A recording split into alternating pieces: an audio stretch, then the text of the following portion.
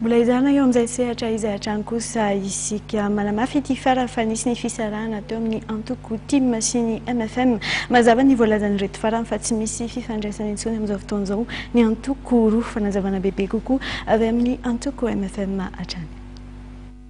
Manamafy ny fisarahana efa nisy teo amin'ny antoko MFM sy TIM ny lohan'ny fifidianana ben'ny tanàna ny filohan'ny antoko MFM Andriamatoa Manandafy Rakotoniriny.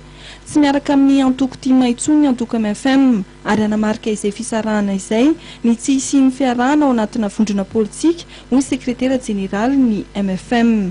Izay raha miditra tao anatin'ny Sénat zany araka ny tenin'ny présidente eo araka ny fampiresahan'ny MFM zany sy ny président Rajaonarimampianina dia ao anatin'ny quota présidentiel zany misy anay. Tsisy fandraisanay amin'ny TIM mihitsy mikasika an'izay.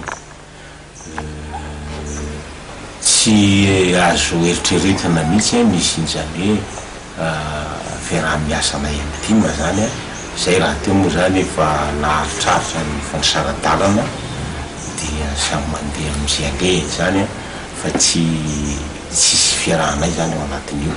Nanamafy ny filoha nasionaly ny antokony MFM fametraha-pitokisana avy amin'ny filoham-pirenena Hery Rajaonarimampianina nanendrena ny senatera avy amin'ny MFM.